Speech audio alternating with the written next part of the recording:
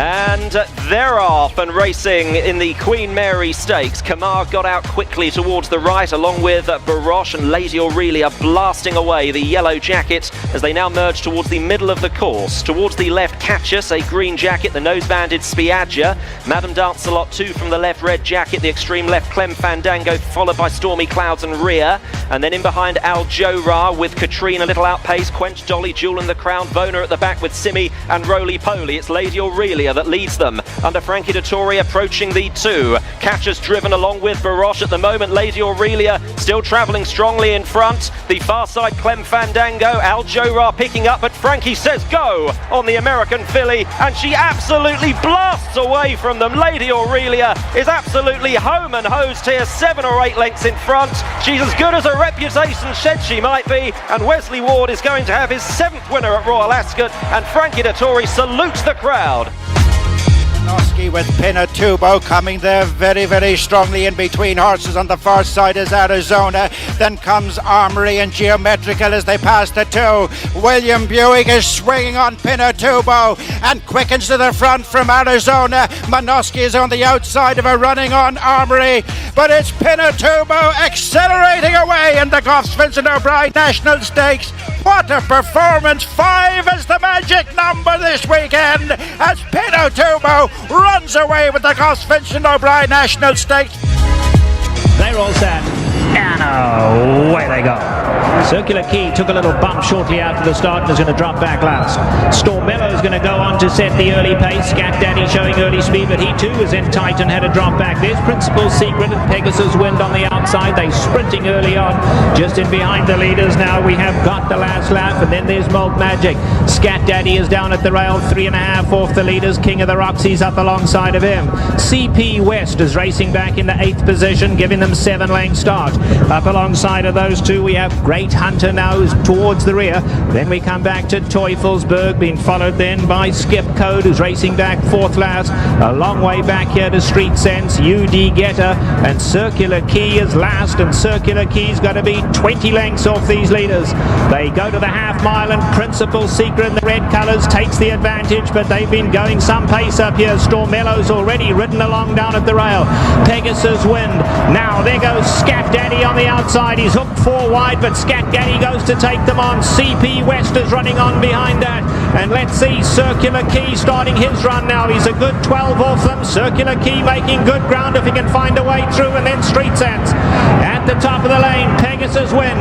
Scat Daddy breathes down his neck on the outside. On alongside of those two now, here comes Great Hunter. And Great Hunter now just goes right on by them. Circular Key from last on the grandstand side. Homeward bound Circular Key coming out gamely on the centre of the track, but it's not going to get to Street Sense, who's gone well clear as they come for home now. And it's going to be Street Sense to win this one. It's distant. Street Sense could not have been more impressive. He rubs. It'll be Circular Key second. Pacific Queen Elizabeth off and running in the Queen Elizabeth Stakes, and Might and Power has been bustled out of the gate by Brian York, but he's not going to get the lead too easily. Juggler striding up on the outside, and Champagne is hunting up on the fence, and we've got a line of 3 early.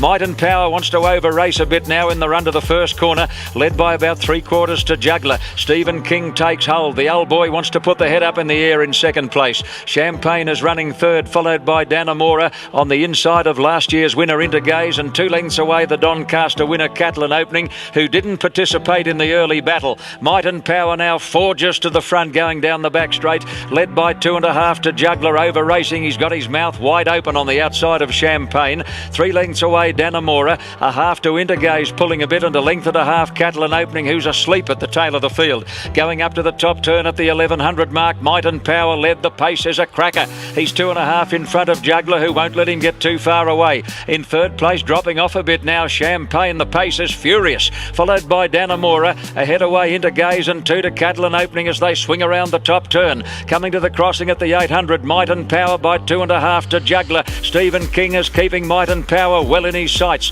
2 to Champagne, being niggled a bit by Greg Childs, followed by Intergaze, Danamora, and Catlin Opening is now pushing between horses. He's had a lovely quiet run in the race so far. Coming to the 600 metres mark, Might and Power, 2.5 to Juggler. Champagne is still there. here. Catalan Opening getting to fourth as they near the turn, and then Danamora into Gazers under heavy pressure at the tail of the field. Might and Power leads for home. Might and Power's about 6 off the fence, led by 4 lengths to Champagne getting to second. Juggler's gone. Catalan Opening running on gamely, but Might and Power is a mile in front coming to the 200. He's put 5 lengths on Champagne. He's breaking their hearts. In third place, Catalan Opening, Juggler really struggling. But ladies and gentlemen, here he is, the new star of the Australian turf. Might and Power making them look like second raters down to the line. 9 lengths, I'd say. Set to go. Jockeys! And they're racing. And away to a good start too on the outside. Confront is the first to begin. Goes on in the early stages by 2 lengths to Cape Blanco the inside. Right in the centre is Harbinger. Then follows Workforce the outside. Pink Cap, Dariakana settles second last and 3 or 4 lengths to Hume Zane. Going through the first furlong and a half, and the pacemaker doing his job well here. Confront crosses over to the inside rail to lead by 2 lengths. To in second place Workforce up on the outer. Then Cape Blanco tucked away, followed then by Harbinger and Dariakana, and they were nicely clear of Hume Zane as they all the time running down to Swinley Bottom now in the King George. On the inside, still the leader is Confront, out in front by a length. Workforce has settled into a nice racing rhythm in second. Up on the outside there of in third place Cape Blanco, the Irish Derby winner. They're followed next in the field by Harbinger, who's nicely poised in fourth position. Further back Dariakana and Hume Zane, both at the tail of the field as they race out of Swinley Bottom now, and still out in front is Confront for Richard Mullen, setting a sensible pace and maybe increasing the tempo slightly as they start to pull uphill now by 3 lengths. To in second place Cape Blanco has enjoyed a charmed run on the inside of Workforces in a perfect position, the favourite. A length and a half to Harbinger sitting behind his stablemate. 2 lengths away Hume Zane and Dariakana still at the tail as his 6-runner field pull up towards the half mile now, and it's on the inside. It's out in front Confront, followed then by Workforce, who's up on the outer. Pink Cap of Cape Blanco. They're followed then by Harbinger, then Dariakana and Hume Zane. Now he's working hard on the favourite, trying to get that extra bit out of him now as they come around the home turn. It's Confront out in front by 2.5 lengths. Now Cape Blanco first to go and trying to ease between them, and does so as well as they round the turn. So it's Confront who's now starting to give way, and Cape Blanco call on for an effort. Workforce under the weapon. Harbinger poised on the outside, has ranged up very quickly inside the 2. Harbinger has raced past the Derby winner and the Irish Derby winner. He's taken it up the older horse. Harbinger's gone 4 lengths in front. Further back then is Cape Blanco as they race up now with half a furlong left to go, and Harbinger is drawing right away. He's going to win by a street. Harbinger wins the King George by the best part of 10 lengths. They're set for the Queen Anne. Stand by. They're off. And a pretty good start too. Premier Loco on the near side began well, going fast in the early stages too, is Worth That right over on the far side with the noseman. He's looking around there, Ian Mongan on Bullet Train. He's looking to see where the others are. He's the pacemaker for Frankel, and Frankel right in his slipstream there in the Pink Cap in about 4th position. Going into second in the early stages is Joseph O'Brien on Acceleration. So on settling down, and it's Bullet Train who shows the way from Helmet, and Acceleration and a half length away Frankel, who's smothered up in the centre. 3 parts away then Worth That. Further back in the field then the Black Cap of Side Glance. They're followed next by Premier Loco and Red Jazz, and right out the back is Windsor Palace. In company there with Strong Suit, who's second last, and Indomito is last as they race up towards halfway in the Queen Anne. And it's Bullet Train taking them along at a good gallop. From in second, Helmet on the near side. Over on the far side in third then the Purple Jacket of Joseph O'Brien on Acceleration. Then in the centre is Frankel, and now Quealy is giving him a bit more rein as he moves up now with 3 furlongs left to travel. He says go on Frankel. Frankel races now to a narrow lead. Acceleration trying to go with him, the old rival. They've got 2 furlongs left to go in the Queen Anne, and now he starts to shake the reins at Frankel. He gets an immediate response. The champion starts to draw away. He's gone 3 lengths in front. Acceleration can find no more, and this is a procession. It's now Frankel who's drawing away. What a performance. The superb, the spectacular Frankel. 11 out of 11, and in a zone of his own. It's Frankel who wins it by 8 lengths. And they're off. Serena's Song comes out in stride right to the front. Lakeway's going to run with her, and so is Mariah Storm. Top rung is there on the far outside, so the scramble is on early. Here comes Lakeway, and Lakeway grabs the lead. Serena's Song will run second today. Mariah's Storm is right up there. It's 2 lengths back. Inside Information lets the other 3 do battle. Baroda Slew is running in 5th. Venista 6th and pushed along to stay within 5 lengths of the lead. Then it's Top Rung trying to take hold of the track. 6 lengths back to Longshot Forested. Then farther back, Heavenly Prize, who just settles in now, and she's already 15 lengths out of it. Golden Claire is the trailer. Up the backstretch, a contested opening quarter of 23 seconds flat. And Inside Information has come through to take the lead. 5 furlongs out. It's Inside Information in front. Mike Smith nudging her along to get 3/4 of a length ahead of Lakeway. Serena's Song now back running in 3rd with a half mile to go. Mariah's Storm is toiling now, dropping off the pace 4th. Baroda Slew is 5th on the inside. She's called on for more run. Then it's Venista, followed by Forested. Top Rung. Heavenly Prize has a lot to do, and only 3 furlongs to do it. She's 15 lengths behind her stablemate. It is Inside Information who turns for home, cruising on a 2.5 length lead. Lakeway's in a full-out drive, but gaining no ground. And Serena's Song struggling back in 3rd. It's a big break back to the rest of the field. Inside Information turning it into a runaway. Mike Smith asked her for run, and in an instant, the response was devastating. Inside Information. Oh, look at this! A colossal victory! And Heavenly Prize, her stablemate, will be second. Inside Information won by a dozen lengths. Gelbe Fahne ging nach oben und die Boxentüren haben sich geöffnet an der 2400 Meter Marke. Wer übernimmt zunächst einmal das Kommando? Communiqué ist nicht sonderlich gut auf die Beine gekommen. Der Schützling von Mark Johnston. Wer ist zunächst einmal vorne? Amiro an der Innenseite mit Akon, mit Colomano an der Außenseite, ganz an der Innenseite Lacario. Und jetzt geht es unter ihrem Beifall, unter dem Beifall des Ilfezheimer Publikums am Zielpfosten vorbei. Colomano zeigt den Weg, führt vor Ghaiyyath. Der ist sehr, sehr eifrig in den Händen von William Buick. An der Innenseite Amiro dann in 3. Position vor Akon, der ist 4. Dahinter sehen wir dann Lacario, der ist in exakt 5. Position vor Akribi. Dahinter dann die Gruppe mit Ashran an der Innenseite, mit außen davon Donja und noch weiter außen nach dem schwächeren Start zunächst einmal Communiqué am Ende des Feldes. So geht es gleich aus dem Ilfezheimer Bogen mittlerweile hinaus in Richtung der Gegenseite. Dann haben wir noch gute 1600 Meter zu absolvieren und Ghaiyyath hat mittlerweile das Kommando übernommen mit William Buick im Sattel. Führt mit 2 Längen vor Colomano, Maxim Pecheur außen. Dahinter ist es Lacario in 3. Position mit Eddie Pedrosa an der Innenseite. Amiro dann mit Alex Peach, dann die Gruppe mit Akon. Giri Palik an der Außenseite verbessert sich. Communiqué, Joe Fanning an der Innenseite ist es dann Donja mit Lucas Delosier vor Akribi, Martin Seidel und letztes Pferd zunächst einmal Ashran.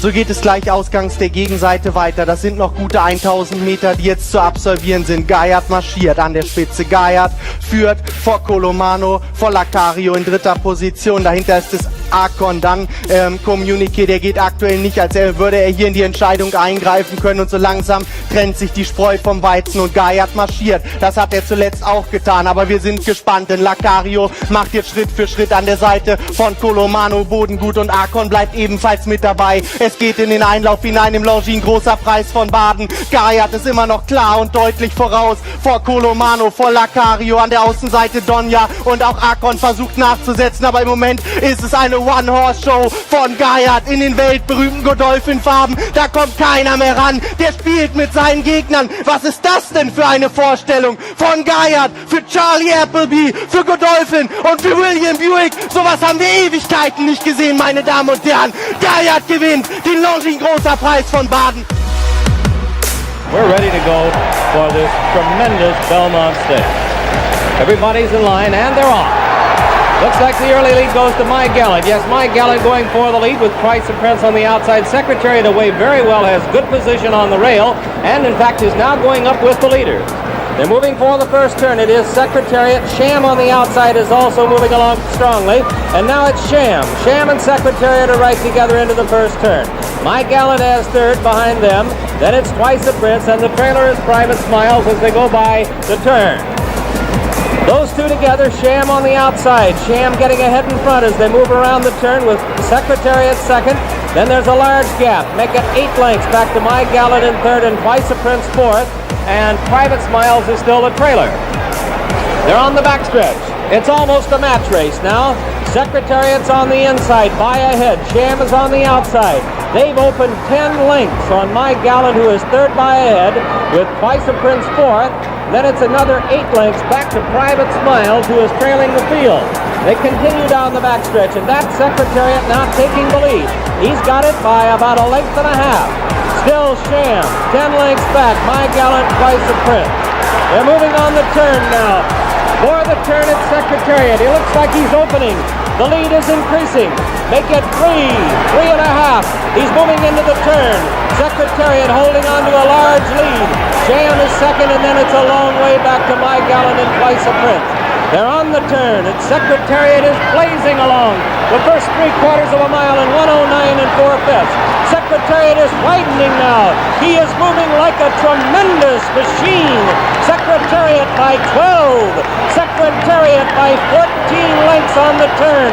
Sham is dropping back. It looks like they'll catch him today, as My Gallant and Twice a Prince are both coming up to him now.